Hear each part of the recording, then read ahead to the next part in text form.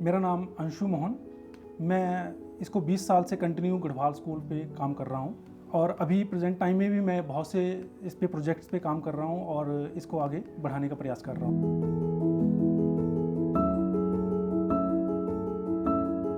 अच्छा, मतलब इसमें जो ये टिप जो आगे है वो गिलहरी के बालों से बनी हुई है। अच्छा, गिलहरी के बालों की बनी होती है, मगर इस तरह से अभी क्या है कि ये गवर्नमेंट ने बैन करा हुआ है, मगर आर्टिस्ट जो है गिलहरी नहीं मारता है। वो गिलहरी को जैसे चूहे को पकड़ते हैं उस तरह उसको पकड़ के उसकी पूंछ के बाल काट लेते हैं और उसको यूज करते हैं। बाल तो फिर से उसके नए आ जाएंगे, गिलहरी तो उसमें मरने वाली नहीं है। तो इस तरह से इसकी गिलहरी के बालों के पूंछ से बनते हैं।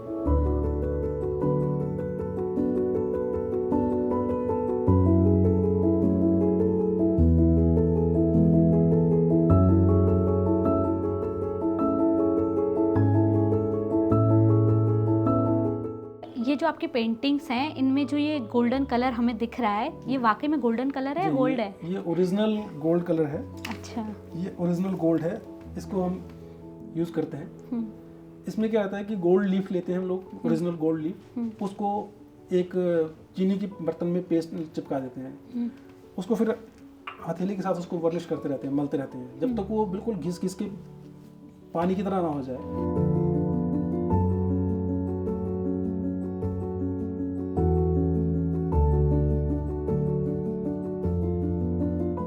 देखिए, मिनिएचर जो है वो बहुत छोटे फॉर्मेट में है, वो नेक डाइट से देखना बड़ा मुश्किल रहता है, क्योंकि आर्टिस्ट तो उसमें परफेक्ट हो चुका है, उसको पता है कि इसमें कितनी माइन्यूट लाइन मुझे बनाना है। मगर जो आम जन के लिए अगर इसको देखना है, उसके सही मायने में उसका एंजॉय करना है इस पेंटिंग को, तो उसमें क्या है कि मैग्नीफाइंग ग्लास से हम देख सकते हैं इस चीज़ को।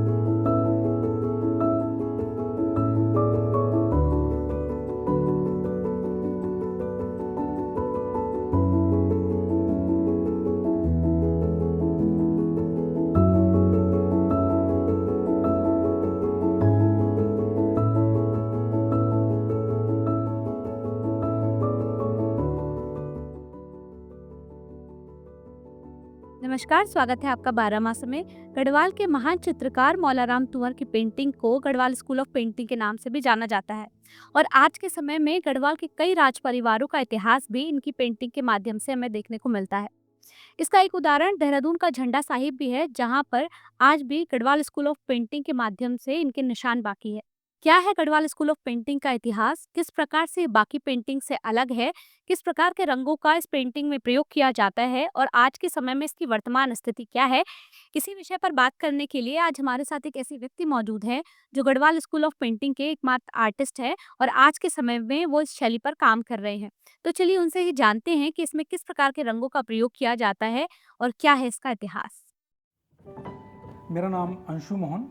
मैं इसको 20 साल से कंटिन्यू गढ़वाल स्कूल पे काम कर रहा हूँ और अभी प्रेजेंट टाइम में भी मैं बहुत से इस पे प्रोजेक्ट्स पे काम कर रहा हूँ और इसको आगे बढ़ाने का प्रयास कर रहा हूँ।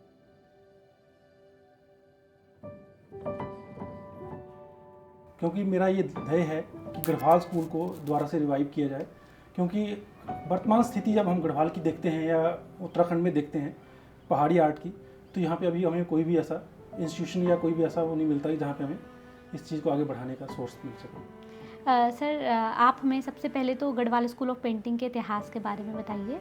गढ़वाल स्कूल का आरंभ जो है वो 1658 से माना जाता है, क्योंकि जब मुग़ल सल्तनत अपने आप में डगमगा चुकी थी और औरंगजेब सत्ता हासिल करने के लिए अपने भाई सुलेमान दारा शिकोह का उन्होंने मारने के बाद उस पर राजगद्दी को प्राप्त करना चाहता था। तो उसमें उस द्वंद्व के चलते हुए उनका बेटा सुलेमान शिकोह, जो अपनी जान बचाकर दिल्ली से पहाड़ की तरफ माइग्रेट होकर आया, उनके साथ वहाँ से जो उनके दरबारी थे, बहुत से दरबारी, कुछ चित्रकार उनके साथ यहाँ पे गढ़वाल में आए। तो सबसे पहले यहाँ पे आते हैं हरदास और श्यामदास, जो दो मेन यहाँ के स्टार्टिंग में आने वाले आर्टिस्ट हैं। उन्होंने यहाँ से आके प्रारंभ किया और उसके बाद सबसे उनका प्रोमिनेंट जो गढ़वाल स्कूल के चित्रकार माने जाते हैं वो मौलाराम हैं। उनकी बहुत सी कलाकृतियाँ जो हैं वो विदेशों संग्रहालयों में हैं और अभी वर्तमान में कुछ क्या नाम है इसका, यूनिवर्सिटी हेमवती नंदन बहुगुणा में अभी भी एग्जिस्टिंग है। सर जैसे कांगड़ा जो हम स्कूल की बात करते हैं, कांगड़ा चित्रकला शैली की बात करते हैं, वो गढ़वाल चित्रकला शैली से किस प्रकार से अलग है? देखिए, कांगड़ा और गढ़वाल देखने में तो जो जिनकी आंखें परफेक्ट नहीं हैं वो जानेंगे कि बहुत सारा सेम, बट इनमें क्या है कि कांगड़ा के जो कलर कंट्रास्ट है वो बहुत लाइट है, बहुत शार्प नहीं है, और गढ़वाल में बहुत फास्ट कलर यूज़ हुए हैं। वेजिटेशंस जो है उसकी डिफरेंट है, दोनों की वेजिटेशन में बहुत अंतर है, फीचर्स में बहुत अंतर है।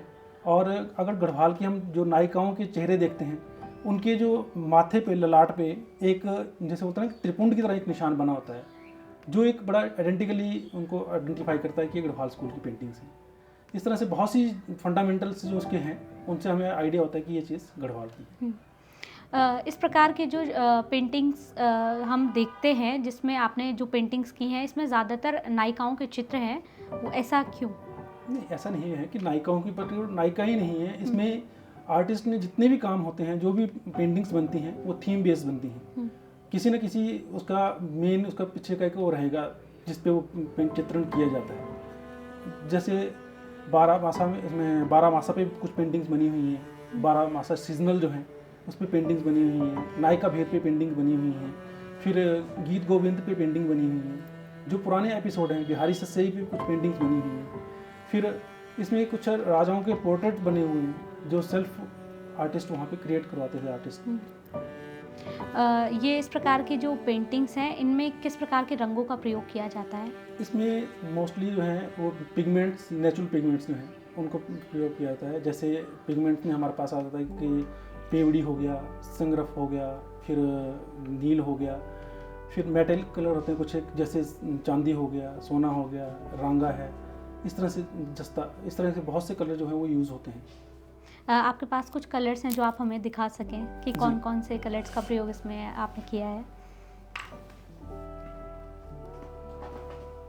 देखिए, मैं ये पेवड़ी रहता है पीले रंग की, इस तरह से मिट्टी रहती है एक, इस तरह से एक मिट्टी रहेगी। इसको हम रॉ फॉर्म में, जैसे इसको यूज़ करने के बाद इसको अरेबिक गम के साथ, ये वाला अरेबिक गम ग्लू में इसको डाइल्यूट कर लिया हुआ है, पानी डाल के, जो गूंद खाने वाली होती है उसको यूज़ किया हुआ है। इसको इसके पाउडर में डाल के इसके साथ binder, as a binder use करने के लिए ये ग्लू यूज़ किया हुआ है। इसका सब जितने भी कलर हम बनाते हैं उनमें एज ए बाइंडर जो है वो अरेबिक गम यूज़ होता है। इसमें फर्स्ट हमारे पास आता है पेवड़ी। प्राइमरी कलर जो है, बेसिक प्राइमरी कलर है 3, उनमें पेवड़ी आ गया। फिर इसमें आता है सेकंड, हमारे पास आता है संगरफ। इसका जैसे आप इसमें देख सकते हैं कि ये वाला ऑलरेडी हमारे पास कलर है, ये वाला बना हुआ संगरफ। इसको भी रॉ फॉर्म में आएगा, पत्थर ये है, इस पत्थर को ग्राइंड करेंगे और ग्राइंड करने के बाद साइफन करके इसमें से जो पारा रहता है, पारे को हटा करके फिर कलर को यूज़ किया जाता है पेंटिंग में। तो ये सभी नेचुरल कलर्स ही हैं? जी, सब नेचुरल हैं जो हमारे पास अर्थ में अवेलेबल्स हैं। जो हमारे पास जितनी भी मिट्टी है, जैसे पीली मिट्टी है, ये पीली मिट्टी हमें अवेलेबल हो जाती है। ये सिंगरफ जो है वो एज ए मेडिसिन वैल्यू है, इसको मेडिसिन में भी यूज़ होता है। और ये रेड कलर इसका हमारी पेंटिंग में भी यूज़ हुआ है। और नील है, जो नील हमारे पास जैसे कोबाल्ट आता है, नील की खेती होती थी, वो नील जो है पेंटिंग में भी यूज़ होता है। और आज के टाइम में जो ये कलर्स आप यूज़ करते हैं, ये हार्मफुल तो नहीं है किसी के लिए भी? इसमें ऐसा कोई नहीं है, इनके सब की मेडिसिन वैल्यूज़ हैं, बट कि सिंथेटिक कलर जो भी हैं ये हमारे सब बॉडीज़ के लिए बहुत हार्मफुल हैं। कई जगह हम इसमें आता है, गवर्नमेंट इस पर बैन करती है कि जैसे चट्टानों पे पहले क्या होता था, साइनेज लिखने, साइन बोर्ड लिखने के लिए उन पर यूज़ होता था, मगर अब क्या है वो बैन है सब जगह, प्रकृति के लिए वो हार्मफुल है। इसलिए जितने भी पिगमेंट्स हैं इनको यूज़ किया जाता था। और इनकी मेन वैल्यू क्या है कि ये 200 साल तक अगर प्रिजर्व करके रखे जाएँ तो इनमें कोई भी इफेक्ट नहीं आएगा, जैसे हैं एज इट इज़ वैसे ही रहेंगे। इन पेंटिंग, ये जो पेंटिंग आप बना रहे हैं, इसमें कोई स्पेसिफिक कलर ही यूज़ होते हैं कि आप बहुत सारे कलर्स का यूज़ करते हैं? और ये नहीं, ऐसा नहीं है। इसमें मेन क्या है कि जो हमारे पिगमेंट्स में है, पिगमेंट्स में जो प्राइमरी कलर से बहुत सारी शेड्स क्रिएट की जा सकती हैं। जैसे हमारे पास एक ये आता है खड़िया पाउडर, जो एक पत्थर के फॉर्म में है। पत्थर को हम ग्राइंड करते हैं, उसका पेस्ट बनाते हैं, और पेस्ट बनाने के बाद उसको यूज़ करने के बाद इस तरह से वाइट टेल्कम पाउडर जिससे बनता है, इस तरह से यूज़ होता है। फिर एक यूज़ होता है इसमें वाइट, ये वाला स्टोन पत्थर, ये पत्थर है ये वाला, गोदंती हड़ताल। इस तरह से इसको वाइट में यूज करेंगे। गोदंती हड़ताल। जी, अच्छा। इसका नाम है गोदंती हड़ताल। अच्छा। हर कलर जो है वो उसका अपना अपना एक नेचर है और कैसे उसको प्रिपेयर करना है, प्रिपेयर करने के लिए क्या क्या उसमें यूज होना है, ये चीज़ें बहुत मैटर करती हैं। इस मेथड से आप जैसे पेंटिंग करते हैं और जिस प्रकार के ब्रश का यूज़ करते हैं, तो हर चीज़ के अलग अलग ब्रश यूज़ करते हैं अलग अलग शेड के लिए। जी, इसमें जैसे 3 तरह के मेन ब्रशेज रहते हैं। पहले तो हम इसकी जैसे हमारे पास एक ब्लैंक शीट रहेगी ऐसी, हैंडमेड शीट जो है, इस शीट को हम खुद प्रिपेयर करते हैं। जो पुराने बसलीज पेपर होते हैं उनको 2-3 लेयर को जोड़ने के बाद उसको बसली बोला जाएगा। जैसे पेपर तैयार कर लिया हमने, इसके ऊपर फर्स्ट कोटिंग होगी वाइट की, जो हमने अभी खड़िया पाउडर दिखाया, मैंने खड़िया दिखाया आपको। उस खड़िया को अरेबिक गम में उसका पेस्ट बना करके उसकी क्वांटिटी देखनी पड़ेगी कि इसमें किस तरह से हम उसको गोंद वगैरह सही है या क्या है, सारा चेक करने के बाद उसको यूज़ करेंगे, अप्लाई करेंगे उसमें वाइट, उसमें ताकि वो एक जैसे ब्राउन से वाइट दिखेगा, वाइट शीट आ जाएगी। वाइट शीट पे फिर हम उसके ड्रॉ करेंगे स्केच। स्केच करने के लिए हमारे पास आते हैं इस तरह के कलम, ये ब्रशेस, गिलहरी के बालों के। इन गिलहरी के बालों से हम बिल्कुल मैन्यूट लाइंस क्रिएट करके उसको कंपोज कर देते हैं। अच्छा, मतलब इसमें जो ये टिप जो आगे है वो गिलहरी के बालों से बनी हुई है। अच्छा, गिलहरी के बालों की बनी होती है। मगर इस तरह से अभी क्या है कि ये गवर्नमेंट ने बैन करा हुआ है, मगर आर्टिस्ट जो है गिलहरी नहीं मारता है। वो गिलहरी को जैसे चूहे को पकड़ते हैं उस तरह उसको पकड़ के उसकी पूंछ के बाल काट लेते हैं और उसको यूज करते हैं। बाल तो फिर से उसके नए आ जाएंगे, गिलहरी तो उसमें मरने वाली नहीं है। तो इस तरह से इसकी गिलहरी के बालों के पूंछ से बनते हैं। अच्छा। और इस सेकंड में क्या होता है, जैसे फर्स्ट में आ जाएगा हमारे पास इस तरह के ब्रशेस, फ्लैट ब्रश, ताकि हम पूरे उसमें भर पाएँ कलर। फिर इसके बाद हमारे पास आता है फ्लैट। जब हमने पूरी पेंटिंग का एक स्केच रेडी हो गया तो इस तरह के ब्रश आते हैं, फ्लैट ब्रश, कि जहाँ हमें कलर फिल करने हैं, उन कलर फिल करने के लिए हम इसको यूज़ करते हैं। लास्टली हम जब पेंटिंग पूरी प्रिपेयर हो जाएगी तो उसके बाद हम इसके साथ लाइनिंग करते हैं उसको फिनिशिंग के लिए। अच्छा। इसका एक प्रोसेस है। जैसे फ्लैट कलर हो गया, फ्लैट कलर के बाद इसमें फिनिशिंग करेंगे तो इसमें ये नहीं है कि हम डायरेक्ट वॉश लगाया, जैसे वेस्टर्न में है कि हम पेंटिंग बनाते हैं और पोर्ट्रेट बनाया, कुछ भी डार्क टू लाइट करना शुरू कर दिया। इसमें क्या है कि एक बार हम लाइट से हल्के हल्के डार्क की तरफ जाएंगे, इसका ऑपोजिट रिवर्स है प्रभाव। जैसे वेस्टर्न में ऑयल में क्या है कि ऑयल में पोर्ट्रेट बनाते हैं हम लोग, पहले एक डार्क को कर लेते हैं क्रिएट, उसके ऊपर हल्का हल्का शेडिंग हाई टोन तक जाते हैं। फिर इसमें क्या है कि इसमें एक फ्लैट कलर लग जाएंगे, फ्लैट कलर को फिर हम उस पर हल्के हल्के वॉश लगा करके और ब्रश के स्ट्रोक से सिंगल स्ट्रोक कर करके उसको बिल्कुल जैसे होता है कि जो उसके डेप्थ क्रिएट करनी है तो उसके स्ट्रोक से ही दिखाएंगे। अगर दाढ़ी के बाल बना रहे हैं तो उस बाल को भी हम बिल्कुल मैन्यूट तरीके से बनाएंगे, इसी से एक एक सिंगल स्ट्रोक से दिखाएंगे। जो ये जो आपकी पेंटिंग्स हैं, इनमें जो ये गोल्डन कलर हमें दिख रहा है, ये वाकई में गोल्डन कलर है, गोल्ड है? ये ओरिजिनल गोल्ड कलर है। अच्छा। ये ओरिजिनल गोल्ड है, इसको हम यूज़ करते हैं। इसमें क्या रहता है कि गोल्ड लीफ लेते हैं हम लोग, ओरिजिनल गोल्ड लीफ, उसको एक चीनी की बर्तन में पेस्ट चिपका देते हैं, उसको फिर हथेली के साथ उसको वर्निश करते रहते हैं, मलते रहते हैं जब तक वो बिल्कुल घिस घिस के पानी की तरह ना हो जाए। फिर उसको हम यूज़ करते हैं, उसमें गोंद डाल के उसमें निकाल देते हैं, उसको गोंद को पानी से साइफन करके गोंद निकाल देते हैं और उसको यूज़ किया जाता है गोल्ड में। इसी तरह से चांदी भी है, ओरिजिनल चांदी भी यूज़ होता है। जो ओरिजिनल चांदी है वो इस फॉर्मेट में रहता है। अच्छा, मतलब इसमें जो भी यूज़ होगा वो गोल्ड और ओरिजिनल चांदी इसमें यूज़ करते हैं आप लोग? इसमें मोस्टली जब हम पिगमेंट्स यूज़ करते हैं तो पिगमेंट भी नेचुरल है और ये चांदी जो है और गोल्ड है ये लॉन्ग टर्म तक एज इट इज़ रहता है। पेंटिंग का ये विधान जो है ये वाला, ये क्लासिकल विधान जो है, ये जैसे बोलते हैं कि ये बनाने का तरीका जो है ये वो तरीका है जैसे पहले मेडिसिन्स बनती थी, स्वर्ण भस्म होती थी, वही चीज़ें पेंटिंग में यूज़ करी जाती हैं। वही जैसे कलर है, सिंगफ मैं बता रहा हूँ, वो भी इसकी भी मेडिसिन वैल्यू है और यहाँ पे रेड कलर में यूज़ होता है। कुछ कलर ऐसे हैं जैसे जो दवाई में भी यूज़ होते हैं और पेंटिंग में भी यूज़ होता है। तो मतलब ये जो पेंटिंग्स हैं वो पहले के टाइम में तो बहुत छोटी सी होती थी, तो ये आपने बड़े फॉर्मेट में इस पेंटिंग्स को बनाना शुरू किया है या ऐसा कुछ है? नहीं, अभी कुछ पेंटिंग्स जो है उसका पिगमेंट मिनिएचर का मेन है मिनी और मिनरल कलर से जो बन रहा है उसका फॉर्मेशन ये था मिनिएचर का। पहले क्या था कि जब पेंटिंग्स बनती थी तो पेपर इतने बड़े साइज़ में अवेलेबल नहीं था। 14वीं शताब्दी में जब पेंटिंग स्टार्ट हुई या उसके बाद जैसे जैसे बढ़ती गई तो पेंटिंग में पेपर इतना जल्दी मिलता नहीं था आर्टिस्ट को, तो बहुत छोटे साइज़ में पेपर था, वो छोटे छोटे साइज़ में ही उनको कंपोज करता था। फिर धीरे धीरे आज की सिचुएशंस है, सिचुएशन के अकॉर्डिंग हम उनको चेंज करते गए।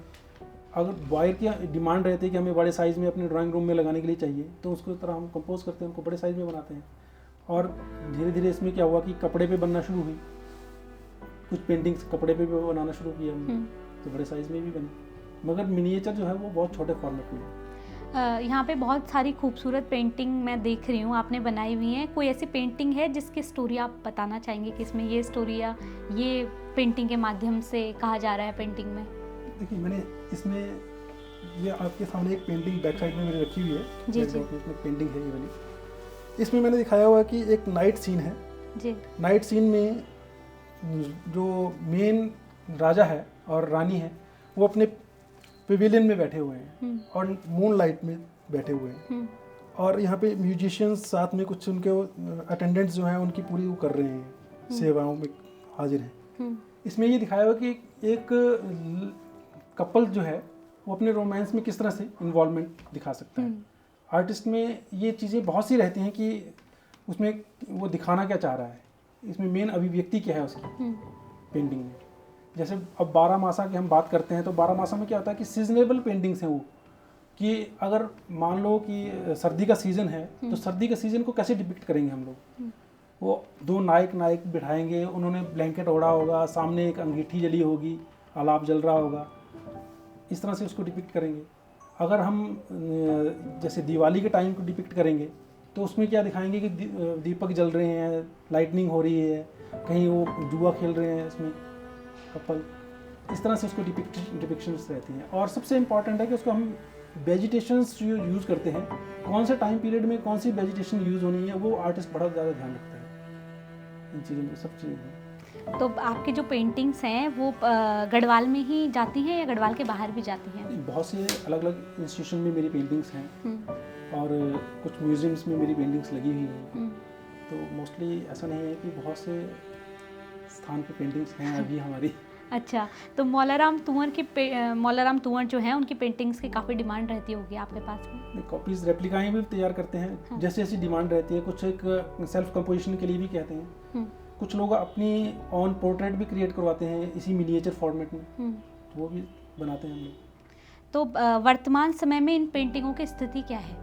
देखिए, वर्तमान में सबसे दयनीय स्थिति ये मान सकते हैं कि गवर्नमेंट की तरफ से अभी इसमें कोई इतना वो नहीं है, बल्कि मिनिस्ट्री ऑफ कल्चर इस पर पूरा फोकस कर रही है कि इसको रिवाइव किया जाए, इन चीज़ों को आगे बढ़ावा दिया जाए, और इंस्टीट्यूशन में कहीं पे भी इसका थियोरेटिकली पढ़ाया जाएगा, प्रैक्टिकल कहीं पे भी नहीं। जब जो चीज़ प्रैक्टिकली इम्प्लीमेंट नहीं होगी उसको हम कैसे आगे बढ़ा सकते हैं। थियोरेटिकली तो हर कोई पढ़ रहा है, जब प्रैक्टिकली वो चीज़ हमारे पास नहीं आएगी तो वो चीज़ें आगे बढ़ नहीं पाएंगी। इसलिए गवर्नमेंट को चाहिए कि इन पे इंस्टीट्यूशन में हमारे फाइन आर्ट्स कॉलेज हो गए, इसके लिए गुरु शिष्य परंपराएं हैं, उनके थ्रू इनको आगे बढ़ाया जाए ताकि फ्यूचर में ये चीज़ें सर्वाइव कर पाएँ। कोई ऐसे मतलब कुछ ऐसा है कि जैसे आजकल की यूथ है, अगर वो इन चीज़ों को सीखना चाहे, इस कला को सीखना चाहे, ऐसी पेंटिंग्स को बनाना चाहे, तो क्या इसमें भी उन्हें काफ़ी कुछ फ़ायदा मिलेगा? देखिए, गुरु शिष्य परंपरा के जो एक मिनिस्ट्री ऑफ कल्चर का एक उन्होंने बनाया हुआ है कि कैसे इन चीज़ों को रिवाइव करना है, जो हमारी ट्रेडिशनल चीज़ें हैं। तो उनमें क्या है कि जो आर्टिस्ट सीखने के लिए आते हैं, न्यू वर्डिंग आर्टिस्ट जो होते हैं वो आते हैं, तो उनको स्टाइफन दिया जाता है 6 महीने के लिए। अगर कोई सीखने आता है तो स्टाइफन गवर्नमेंट प्रोवाइड कराती है, मिनिस्ट्री ऑफ कल्चर उनमें स्टाइफन देती है, और जो सिखा रहा है उनको भी पे करती है। तो इस तरह से इंटरेस्ट क्रिएट होता है धीरे धीरे। और इन पेंटिंग्स की क्या है कि बहुत से इंस्टीट्यूशन में डिमांड है, बहुत से लोग अपनी पेंटिंग्स बनवा के अपने पास रखना चाहते हैं, कलेक्टर जो है खरीदना चाहते हैं। तो इसलिए ऐसा है कि इन पेंटिंग्स को अगर कोई सीखेगा तो ऑब्वियसली इस चीज़ में फ़ायदा होगा ही होगा। मतलब जो आने वाली यूथ है या जो आज के समय के लोग हैं वो इसमें अपना भविष्य देख सकते हैं? बिल्कुल देख सकते हैं। हम भी अभी सर्वाइव कर रहे हैं, सब चीज़ें चल रही हैं, अच्छे से कर रहे हैं। गवर्नमेंट की सहायता भी है और कई जगह ना होते हुए प्राइवेट में भी हम बहुत अच्छा कर रहे हैं। सर, आप हमें ये बताइए कि जो ये सब पेंटिंग्स हैं इनको बचाने के लिए हम और क्या प्रयास कर सकते हैं? देखिए, गवर्नमेंट को अपने स्तर पे इनको पहले तो गुरु शिष्य परंपरा के तहत एक स्टूडेंट्स तैयार करने चाहिए, फिर इनको एम्पोरियम क्रिएट करने चाहिए जहाँ पे ये पेंटिंग्स एम्पोरियम में रखी जा सकें। जो टूरिस्ट प्लेस हैं उन पे अपने इनके जितने भी स्टॉल्स हैं वहाँ पे पेंटिंग लगाई जाएं, अपने टूरिज़्म के होटल्स हैं उनमें पेंटिंग्स लगाई जाएं, ताकि लोगों को अवेयरनेस आए कि गढ़वाल स्कूल क्या है।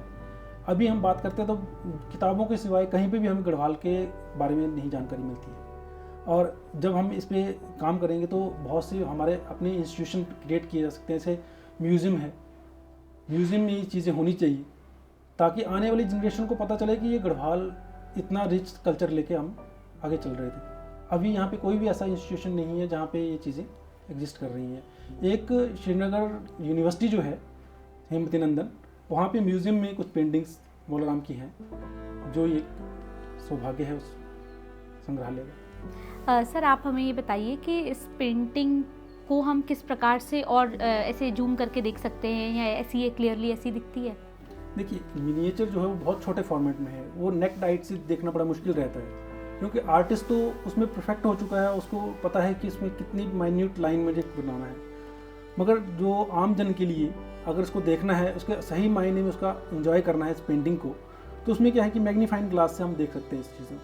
जैसे आप इस मैग्नीफाइंग ग्लास के साथ इस पेंटिंग को अगर देखोगे तो इसकी जो मूछें हैं या इसकी दाढ़ी के बाल हैं वो सिंगल सिंगल स्ट्रोक्स हमें दिखाई देगा, और इसके जितने भी कॉस्ट्यूम में हमने लाइन करा हुआ है, ये वाला बैकड्रॉप इसमें दिख रहा होगा, इसके कॉस्ट्यूम में भी सिंगल सिंगल स्ट्रोक से ही शेडिंग दिखाई दी है।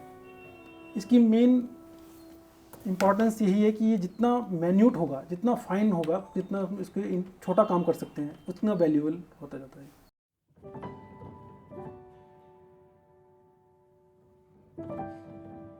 तो ये थे हमारे साथ अंशु मोहन जी, जो गढ़वाल स्कूल ऑफ पेंटिंग के एकमात्र आर्टिस्ट हैं और जो गढ़वाल शैली की चित्रकला को बचाने का प्रयास भी कर रहे हैं।